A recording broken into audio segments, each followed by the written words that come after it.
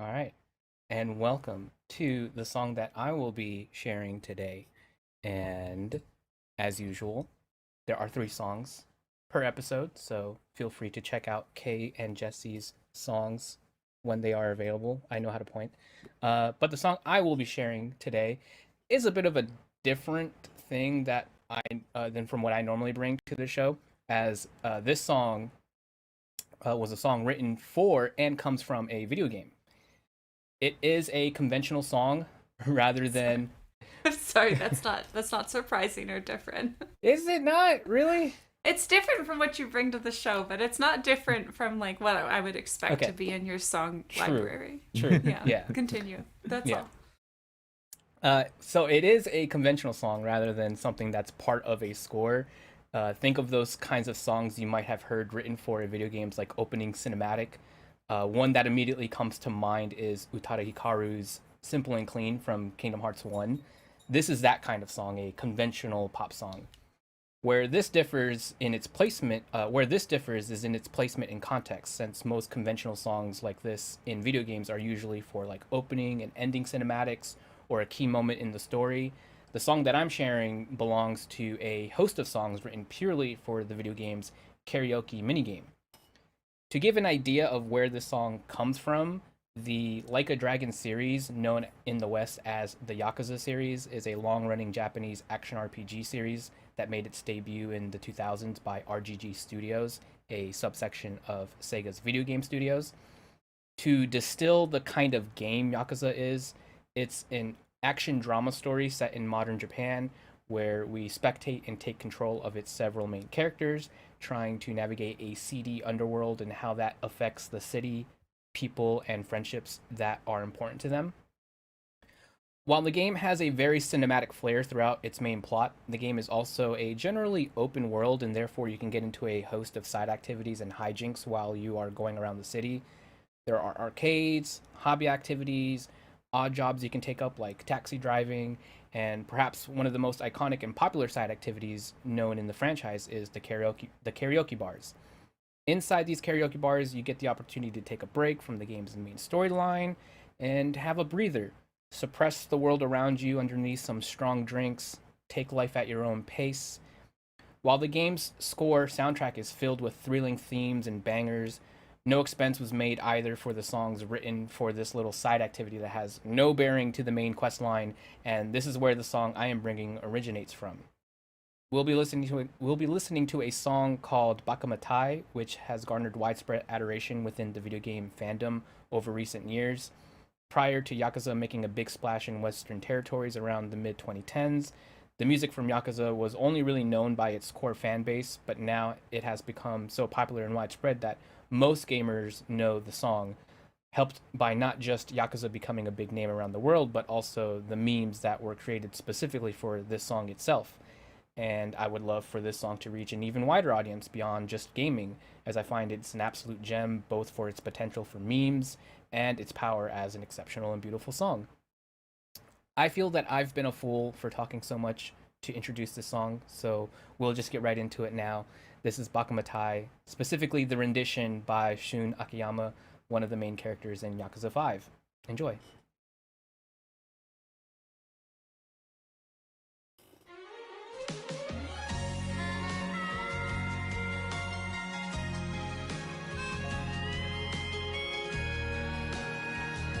聞いてください。バカみたい。バカみたい子供なのね夢を追って傷ついて嘘が下手なくせに笑えない笑顔を見せた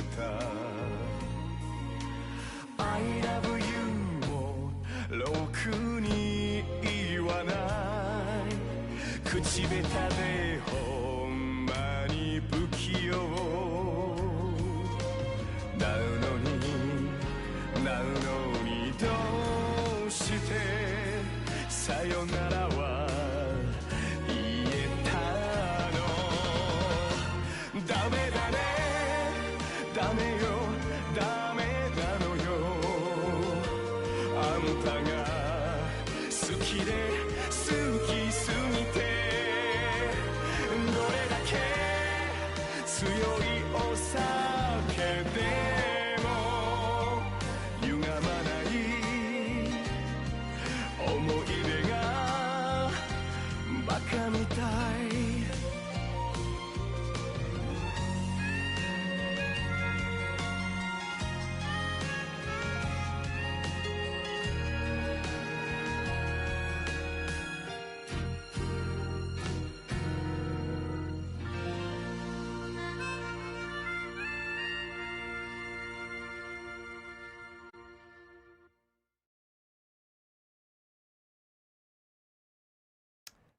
All right, all you all stars, gather around this wonder Someone's like, wall. oh and man, are I'd we like- doing cutscenes?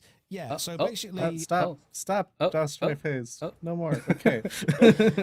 I am a big fan of Josh Strife Hayes, so him coming on to the show like that was pretty cool. Thank you, Josh. But yeah, so I know this is a bit of a short one. There is a full version of the song, but I felt like exposing the audience to the natural environment of like if you were to experience this for the first time naturally, where would that be? That would be in the game. So I wanted to provide that experience. But the full song basically follows a very typical pop song structure, so it's not like you're missing much by not getting the full song. But yeah, it was a bit shorter. But how are we feeling? You guys commented my favorite instrument was the buttons, and I agree that like the Yeah. silly like drum and like tambourine stuff like was because I know it in Japan at least, like it's very common for them to have little instruments for people to like play along with when they're listening and someone else has the mic. I don't think I've ever seen like an actual drum in that situation, but like I know tambourines are a thing. Right. But just thinking like someone's like drumming as he's singing, it's just very silly. I like the context that puts the player like as the third person in the room, though. That he's singing, the player is drumming, Yeah. and then the woman is going like this. Yeah.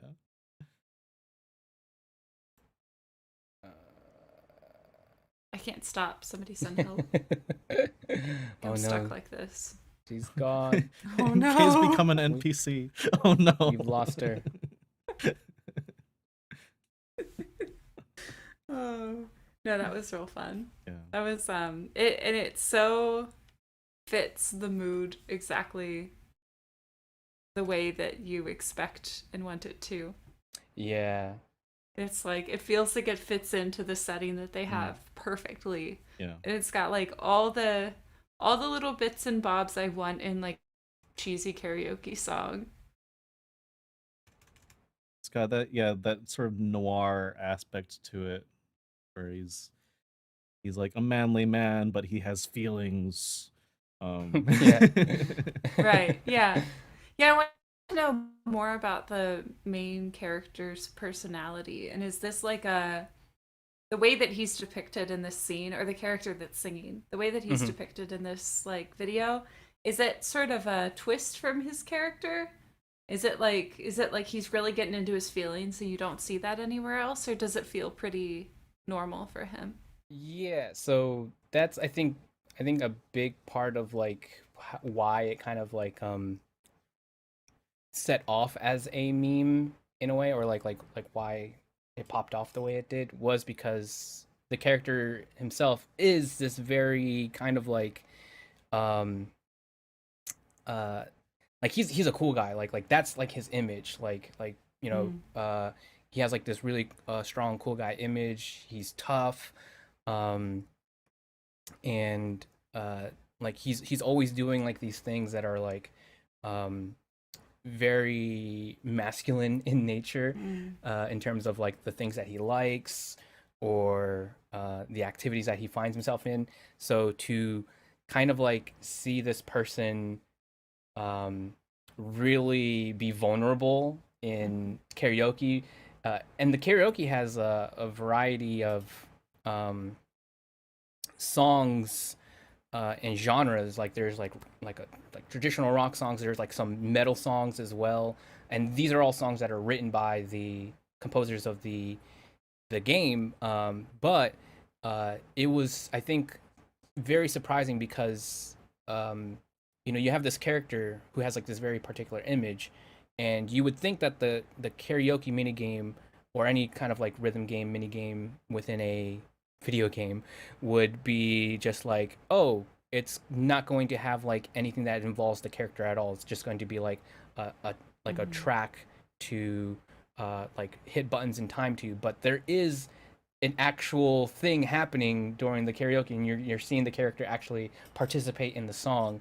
So I think that was the big surprise here, and this was also Shun Akiyama's performance is the first one in the series to have like the character actually participate within the karaoke song.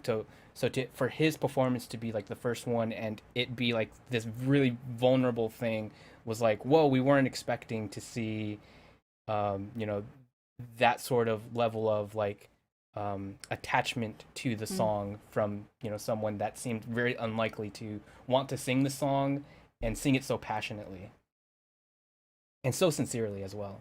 Mm-hmm. I feel like it probably adds a lot of depth to the character when you're playing the game too. It like makes you like him a little bit more. Sometimes it's hard when you have sort of main character video game characters, especially gruff masculine men characters, and you're like, I don't like, kind of one dimensional. But then you add in this like cheesy love song, and you're like, oh, you're kind of fun. You're kind of cute.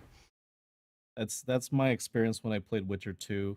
I never got to Witcher 3 because I wanted to do Witcher 2 first, and it's just like, this guy's so boring. He's just, I'm good at everything. I'm a manly man. I'm just gruff and dirty and tough. They need to add a karaoke mini game. They do. Yeah. But I would argue he needs to not be very good. He needs to be an awful singer, just like off tune, horrible, but really into it. Yeah, really into it. That would sell that for me. I think so. I think so for sure.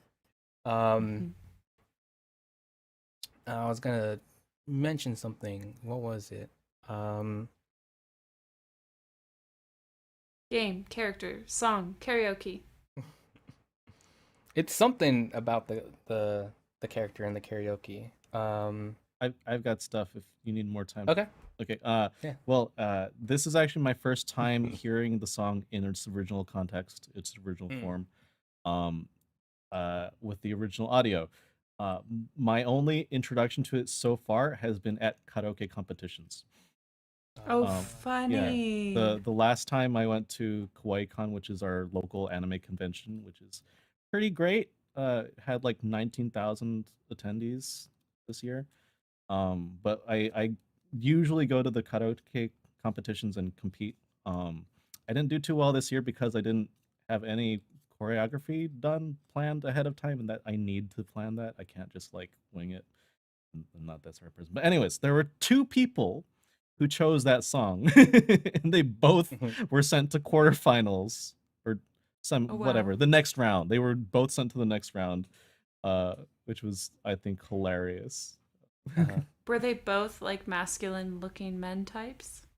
Actually, one of them, his name was Ash, and he had like a very like square jawed face, but like long flowing silken black hair. Like, so that was interesting. They had like a tie up for it. It was, but they both had low voices. Baka Mitai. Yeah. Yeah, I think that really speaks to the popularity of the song, to see it show up so often in these competitions. Yeah, to go back to what Kay was saying, because how she was like saying she thought it was like really, she thinks it's pretty cool how this is kind of like the origin of the song, where it's like you have like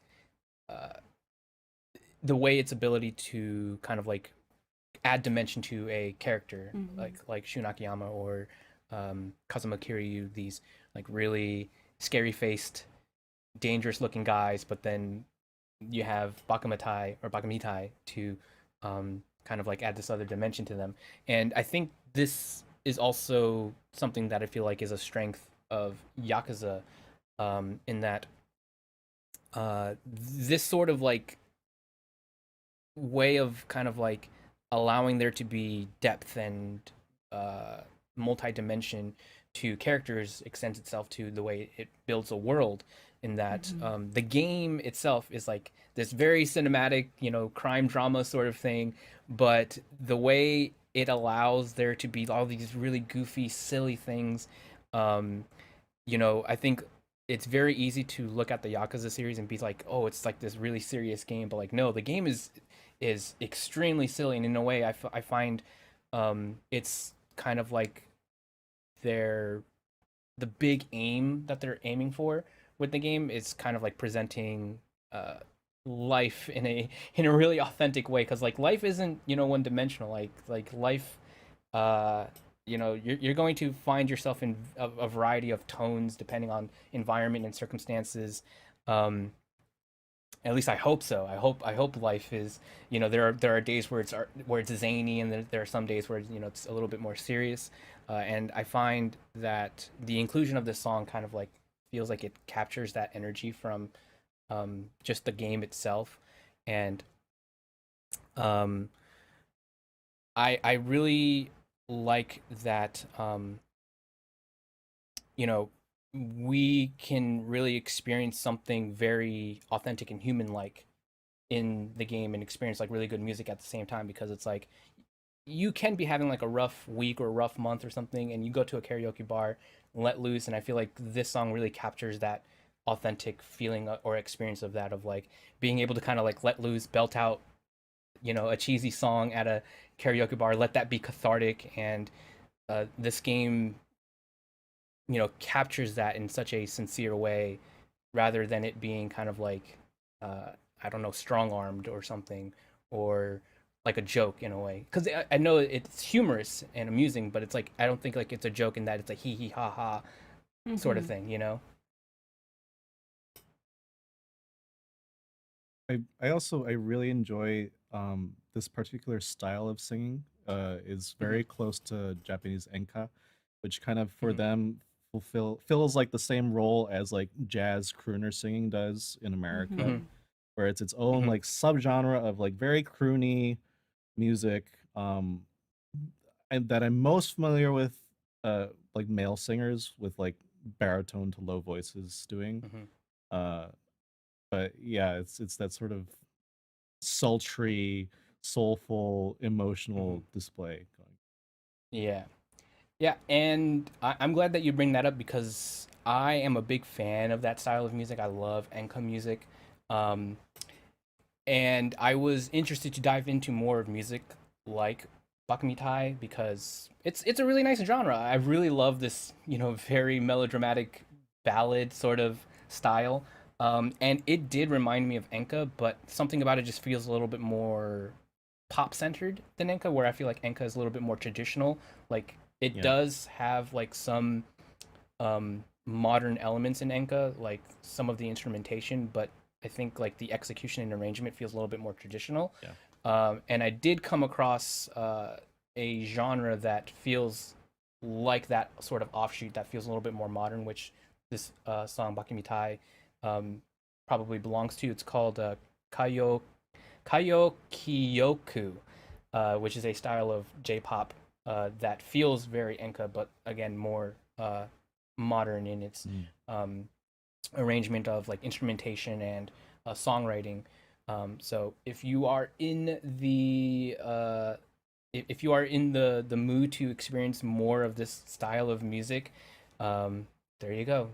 Look into that genre, and uh, I find this style of Japanese music is uh, really enjoyable for me to listen to. I like if we look at K-pop as an example as well.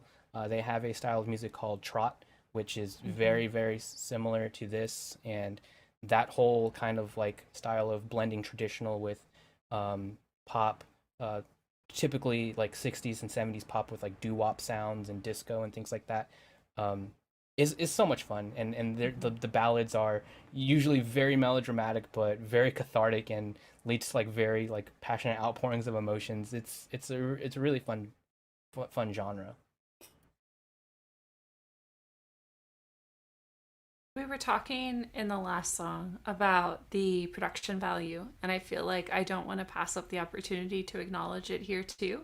Mhm. Because you said that this song, along with several others, were written specifically for this video game, for the mini game in this video game, Mhm. which is commitment to the bit, and I love it.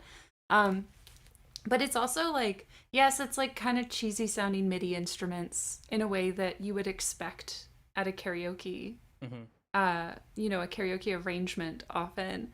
And so they really nailed the style of it, but it's also like genuinely kind of a good song. Like Yeah. I almost want to hear like a non-cheesy MIDI version, and Hmm. like a live band version of this song would be really incredible. I wanted to make sure that we acknowledged that it's like Probably exists. Yeah. genuinely very well done too. Yeah, there's definitely a Yeah, it lot of probably has been remade by somebody. yeah, there's a lot of like rearrangements of it, and because it is a karaoke Mm. version of the song, it's going to be using those MIDI sort of sounds in Mm-hmm. the game because like when you go to a karaoke bar, that's just the way it is. It's like you're not getting like a full band version of like Creep or whatever. You're getting like that sort of like karaoke version Mm-hmm. of it, which is has its own, distinct sound. But yeah, there's definitely a lot of like rearrangements or live rearrangements of it. And something that I think is also really cool about this song and their kind of like dedication to kind of like really hit home on that really authentic feeling for the karaoke is that the recurring songs of the karaoke minigame, because not all installments of the games have all the same karaoke songs. There are some that are recurring, but the ones that do recur, like they just it's like the same version from the previous game. So it almost feels like, if you've been following the series for like 10 years or something and the game does follow like a chronological time, it's almost and you're seeing like a new generation come in, and the newer generation is listening to the songs of the older generation, Mm. but it means to them the same that it means to the older generation. It's the same backing track as well. It kind of like adds that feeling of like I'm growing up with these people at the same time, Mm-hmm. and I like that. I think that's really cool. So I think it's cool that even though the song is extremely popular, that they decided not to like update the MIDI of it at all. Like I'm pretty sure a lot of fans would have appreciated you know extremely well polished version of the song in later installments of the game, but the fact that we still get the MIDI because like I think that reflects the real world in a way. You Mm-hmm. go to a karaoke bar and it's like, man, I've heard this exact same version at like my own karaoke bar like years ago. Like I like that detail as well. It gives like the player nostalgia for something Mm. that Hmm. may not have happened to them very long ago. Yeah. And that's like in-game nostalgia is always really Yeah. fun too. Yeah. Mhm. But yeah, to kind of just like wrap up this discussion about like the MIDI and like what a full band version would be like. I'm pretty sure the original soundtrack albums of the games do provide that. It's Mm. not like the karaoke backing track stuff.